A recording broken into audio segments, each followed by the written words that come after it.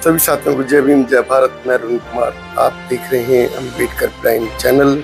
आप सभी का हमारे यूट्यूब चैनल पर बहुत बहुत स्वागत। साथियों, यदि आपको मेरी ये वीडियो पसंद आए तो मेरे चैनल को सब्सक्राइब अवश्य करना, वीडियो को लाइक और शेयर करना ना भूलना। साथियों, हम जैसा देश चाहते हैं वैसा देश बनाते हैं।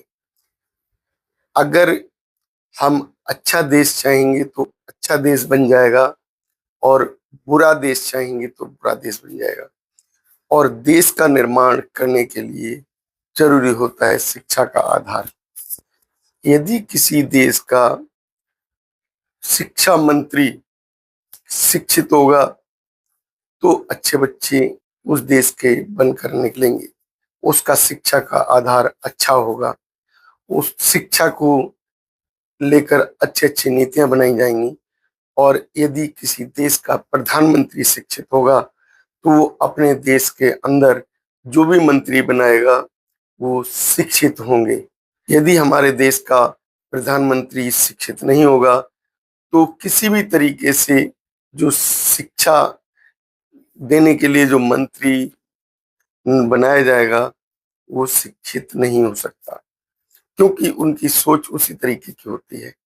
जैसा वो सोचते हैं वैसा वो करते हैं, क्योंकि शिक्षा का आधार शिक्षा से होता है। यदि शिक्षित हम शिक्षा मंत्री लाएंगे तो वो उसी तरीके से नीतियां भी शिक्षित देश की तरफ जाएंगी। और अगर हम कम शिक्षित या अनपढ़ शिक्षा मंत्री बना देंगे तो हमारे देश की शिक्षा का आधार वो अशिक्षा की तरफ हो जाएगा, हमारे देश का बेड़ा गर्क हो जाएगा। ऐसा ही देखने को मिला। एक सोशल मीडिया पर वीडियो वायरल हो रहा है जिसमें शिक्षा मंत्री से सवाल पूछने पर एक छात्रा के द्वारा अंग्रेजी में सवाल पूछने पर हाथ जोड़कर और कान पकड़कर माफी मांगी कि मैं गांव का हूं, मुझसे हिंदी में सवाल पूछिए। अब मैं आपको बताने जा रहा हूं उस हकीकत को, जो हकीकत हकीकत है। जिस देश के अंदर ऐसे शिक्षा मंत्री हों तो उस देश के शिक्षक कैसे होंगे, उस देश में शिक्षक कैसे भर्ती होंगे, उस देश की नीतियां कैसी बनाई जाएंगी, उस देश के छात्रों का कैसे विकास होगा, उस देश के छात्रों की शिक्षा का आधार क्या होगा, कहाँ जाएगी शिक्षा और कहाँ जाएगा शिक्षा का आधार, कैसे आएगी शिक्षा और कैसे आएगा शिक्षा का आधार। मैं बात करता हूँ राजस्थान के शिक्षा मंत्री की। राजस्थान के अंदर बीजेपी की सरकार है, और जिस एक अधिवेशन में, जिस सुनवाई में एक छात्रा के द्वारा, उस छात्रा का नाम है दामिनी हाड़ा। दामिनी हाड़ा ने सरकारी स्कूलों की शिक्षा का बदहाल स्थिति का सवाल पूछ लिया।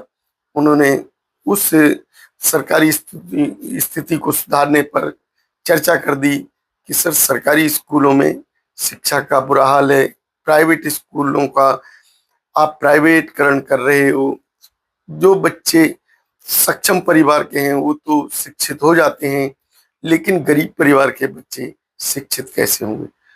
तो उस कंडीशन में जो दामिनी हाड़ा के सवाल पूछने पर शिक्षा मंत्री, जो कि राजस्थान के हैं, मदन दिलावर, उन्होंने हाथ जोड़े, कान पकड़े, माफी मांगी और कहा कि मुझसे हिंदी में सवाल पूछिए।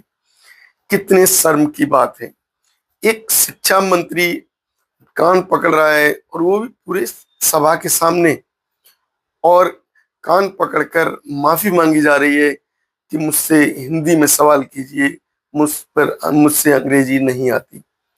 क्या इस तरीके के सवाल करना या इस तरीके के जवाब देखना कितने आपको लॉजिकल लगते हैं? कितने आप किस तरीके के शिक्षा मंत्री से सहमत हो जाते हैं? किस तरीके का जो एक्ट है, जो बयानबाजी है, वो देश के अंदर जाएगी तो दूसरे लोग, जो समाज के अन्य लोग, देश की जो शिक्षा व्यवस्था को बनाने वाले व्यक्ति को देखकर क्या महसूस करेंगे। हमारे देश के अंदर यही तो होता आ रहा है। कभी तो केंद्रीय मंत्री अशिक्षित आ जाती है, कभी शिक्षा मंत्री अशिक्षित आ जाती हैं। तो उससे होता क्या है, देश के अंदर ऐसी शिक्षा की नीतियां बना दी जाती हैं जिन नीतियों का आधार शिक्षा की तरफ चला जाता है, जिसके कारण प्राइवेटकरण लागू कर दिया जाता है, जिसके कारण गरीब परिवारों को, गरीब देश के 70% से अधिक देश के उन बेरोजगारों को, उन किसानों को दरकिनार कर दिया जाता है। उनके परिवारों का कोई ध्यान नहीं रखा जाता। उनकी अपनी सोच एक ऐसी बना दी जाती है कि वो केवल बीजेपी बीजेपी बीजेपी, जय श्री राम के नारे लगाने के लिए मजबूर हो जाएं। उन्हें शिक्षा दूर कर दी जाए, उनसे शिक्षा का आधार छीन लिया जाए, उनके बच्चों को अशिक्षित बना दिया जाए। तो क्या हम ऐसे प्रधानमंत्री का, ऐसे शिक्षा मंत्री का स्वागत करते हैं? हम देश के अंदर आखिर चाहते क्या हैं? हमारे प्रधानमंत्री अगर विदेश जाएं और कोई पत्रकार उनसे सवाल पूछ ले तो वो जो है जवाब न दे पाए, क्योंकि उन्हें अंग्रेजी आती नहीं है। हमारे देश के अंदर प्रधानमंत्री को अंग्रेजी नहीं आती, हमारे देश के अंदर शिक्षा मंत्री को अंग्रेजी नहीं आती, तो हमारे देश का विकास कैसे होगा? हमारे देश के प्रधानमंत्री के द्वारा बनाए हुए मंत्री अशिक्षित आ जाते हैं, उनमें तकनीकी ज्ञान नहीं होता, उनके अंदर शिक्षा का आधार नहीं होता। तो कैसे हम मान लें कि हमारा देश विकास की तरफ जा रहा है? हमारा देश आज जो है अनपढ़ बन गया, अनपढ़ बनता जा रहा है। कभी मीडिया में जगह प्रचारित होता है कि 90,000 स्कूल बंद कर दिए गए। कभी प्रचारित हो रहा है कि उत्तर प्रदेश के मुख्यमंत्री 5,000 स्कूलों का विलय करने जा रहे हैं। अब वो 5,000 स्कूल अगर जो विलय हो जाएंगे तो फिर उन 5,000 गांवों में शिक्षा का आधार क्या रहेगा? एक गांव का बच्चा जिसको उसके माता पिता अपने गांव में भेजने में परेशानी महसूस करते हैं, गांव के स्कूल में भेजने में परेशानी महसूस करते हैं, क्योंकि वो व्यक्ति खेती किसानी या मजदूरी करके थक जाता है और हारे थके व्यक्ति वो अपने बच्चों को छोड़ने के लिए स्कूल नहीं जा सकता। तो ऐसे देश के अंदर ऐसे गांव के स्कूलों को बंद करना वो कहाँ तक लॉजिकल होगा, कहाँ तक निर्णित होगा? जिस देश के अंदर मजदूर मजदूरी करके थक जाता हो, उस देश का बच्चा स्कूल कैसे जाएगा? उस देश के लिए नीतियां कैसे बनाई जाएंगी? जिस देश के माँ बाप मजदूरी करने जाएंगे, उसके बच्चे गांव के दूसरे स्कूलों में कैसे पढ़ने जाएंगे? उन स्कूलों में छोड़ने के लिए कौन जाएगा?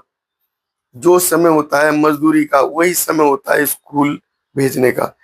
छोटे बच्चे को एक गांव से दूसरे गांव पहुंचाने के लिए साधन चाहिए और समय चाहिए। किसान के पास, मजदूर के पास ना तो साधन होते हैं और ना ही समय होता है, क्योंकि साधन के अभाव में वो किसान अपने बच्चों को सरकारी स्कूलों में पढ़ाता है, और सरकारी स्कूल अगर गांव के बंद कर दिए जाएंगे तो वो पढ़ाने के लिए अपने बच्चों को कहाँ ले जाएगा? अगर उसके बच्चे पढ़ने नहीं जा पाएंगे तो वो अनपढ़ रह जाएंगे। वो किसान तो अनपढ़ है ही है, उसकी बीवी अनपढ़ है, अब उससे होने वाले जो बच्चे हैं वो भी अनपढ़ हो गए। तो देश तो हमारा इस गड़क में ही जा रहा है, देश तो हमारा उस गड्ढे में जा रहा है। वो विकास कहाँ कर पा रहा है? हमारे देश को विकास के लिए अच्छी नीतियां चाहिए, विकास के लिए अधिकार चाहिए, विकास के लिए संसाधन चाहिए, विकास के लिए स्कूल चाहिए, विकास के लिए कॉलेज चाहिए, और विकास के लिए अच्छे टीचर चाहिए, विकास के लिए शिक्षा मंत्री चाहिए, विकास के लिए शिक्षित प्रधानमंत्री चाहिए। अगर हम देश के स्कूलों को बंद कर देंगे, देश के स्कूलों को बंद करने की नीतियां लाएंगे, तो हम कैसे विकास कर पाएंगे? हमारे देश का वो किसान, हमारे देश का मजदूर कैसे शिक्षित हो पाएगा? हमारे देश में जिन स्कूलों में बच्चे नहीं आते, ये कह दिया जाता है कि वो स्कूल बंद कर दिए जाएंगे। जिन स्कूलों में टीचर नहीं है, उस स्कूलों में बच्चे कैसे आएंगे? ये सोचने की जरूरत है। अगर हम पहले कोई दुकान खोलते हैं और दुकान खोलने के समय अगर हम उस दुकान में अपना माल नहीं भरते, दुकान को पूरे तरीके से सारे सामान से नहीं भरते, तो जो कस्टमर आता है अपना एक लिस्ट बनाकर दुकान के अंदर दुकानदार को देता है और दुकानदार ये कह दे कि ये मेरे पास सामान नहीं है, या ग्राहक को दिखाई दे कि इस दुकान में तो ये सामान होगा ही नहीं, तो क्या वो ग्राहक उस दुकान पर रुकेगा? क्या वो ग्राहक उस दुकान तक आएगा? तो ठीक इसी तरीके से यदि किसी स्कूल में कोई व्यक्ति अपने बच्चे को दाखिला कराने के लिए आएगा और उस स्कूल में शिक्षक ना हो, उस स्कूल की फर्नीचर की व्यवस्था ना हो, उस स्कूल में बिल्डिंग ना हो, उस स्कूल में पंखे ना हो, तो क्या वो अपने बच्चे को पढ़ाएगा? पढ़ाने के लिए दाखिला करेगा? नहीं करेगा। वो क्या करेगा? किसी प्राइवेट स्कूल की तरफ जाने की जरूरत समझेगा, चाहे उसको खाने के लिए ना मिले, लेकिन बच्चे को जरूर पढ़ाने की कोशिश करेगा। लेकिन इसके बावजूद भी गांव के किसान के या जो मजदूर के बच्चे नहीं पढ़ पाते हैं, क्योंकि उनके पास प्राइवेट स्कूल में पढ़ाने के लिए साधन ही नहीं होते।